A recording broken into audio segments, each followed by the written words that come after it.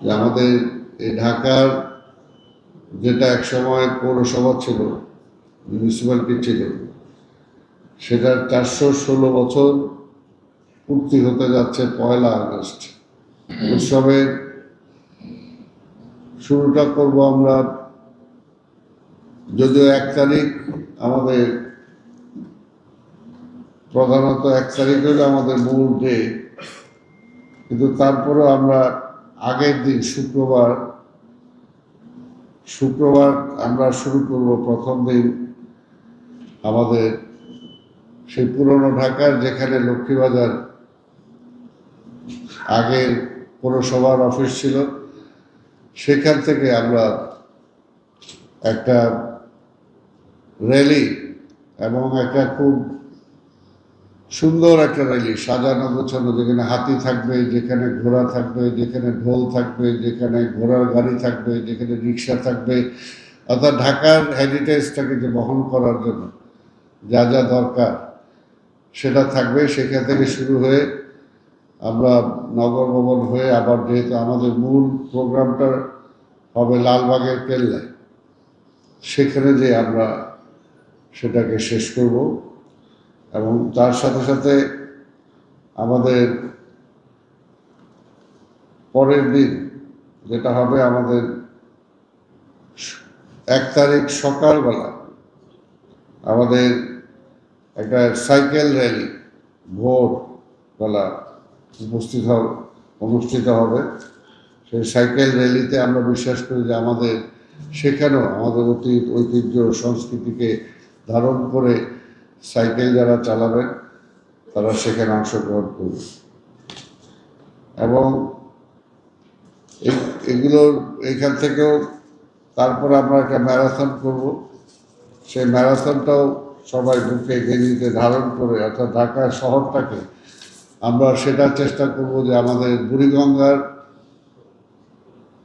নদীর পাড় দিয়ে যে রাস্তাটা আছে, আমরা ম্যারাথনটা সেখানে করার জন্য চেষ্টা করব। এগুলো ডিটেলস আমরা আপনাদেরকে জানিয়ে দেব। এবং তারপরে আমাদের যেটা হবে, আমাদের মূল পর্বটা যেটা শুরু হবে লালবাগের কেল্লায় 1 তারিখ 3:30 বা 4টার মধ্যে মাননীয় প্রধানমন্ত্রী সেখানে আসবেন। এবং সেখানে এটা ওনার অনুমোদন সাপেক্ষে নির্ভর করবে যে আমরা পলাশী মোড় থেকে সেখানে ওনার থেকে রিসিভ করে নিয়ে যাবো সেই হাতি ঘোড়া সহ ঢাকার যে ঐতিহ্য একটা যে ছিল, সেই ঐতিহ্যকে ধারণ করে লালবাগের কেল্লায় তিনি উপস্থিত হবেন। এবং লালবাগের কেল্লায় উপস্থিত হওয়ার পর, কেল্লায় ঢোকার পর, সেখানে আমাদের গেটের বাইরে অনেকগুলো খাবারের স্টল, যেটা চতুর্দিকে বাইরে থাকবে, সাধারণ মানুষের জন্য ওপেন থাকবে।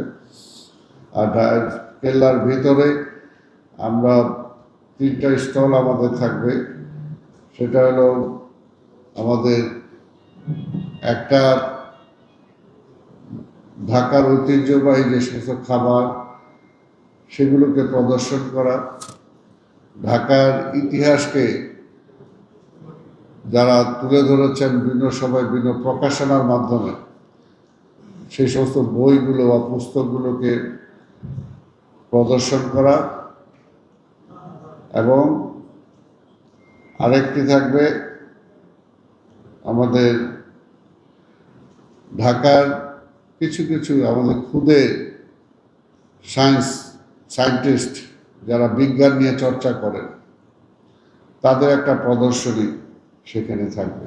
তিনি ঢুকেই সেখানে ওনার সাথে আমাদের মাননীয় প্রধানমন্ত্রীর স্ত্রী ফার্স্ট লেডি, উনিও উপস্থিত থাকবেন। ওনারা দুজন সেখানে 2টি বৃক্ষরোপণ করবেন। এবং সেখানে ক্লিন ঢাকা, গ্রিন ঢাকার একটা উন্মোচন তিনি করবেন। তারপরে সেখানে তিনি মঞ্চে আসার পরে এখানে আমরা একটা মনোমুগ্ধ সাংস্কৃতিক অনুষ্ঠানের আগে লাইট অ্যান্ড সাউন্ড শো করার জন্য আমরা চেষ্টা করব যে ঢাকার অতীত ঐতিহ্য থেকে তুলে ধরে আমরা সেটা ইসের মাধ্যমে আমরা কি বলে সেটা লেজার শোর মাধ্যমে সেটা আমরা দেখানোর জন্য চেষ্টা করব, যাতে শুধুমাত্র কেল্লার ভিতরে যারা অবস্থান করবেন তারা না, তার বাইরেও যাতে যারা আছে তারাও যাতে সেটা দেখতে পারে। এবং তারপরে সেখানে আমাদের একটা মনোমুগ্ধকর সাংস্কৃতিক অনুষ্ঠান হবে এবং সেখানে ঢাকার ঐতিহ্য যে কাওয়ালি, সেই কাওয়ালিটাও দিয়ে প্রথম দিনের আমরা অনুষ্ঠান শেষ করব।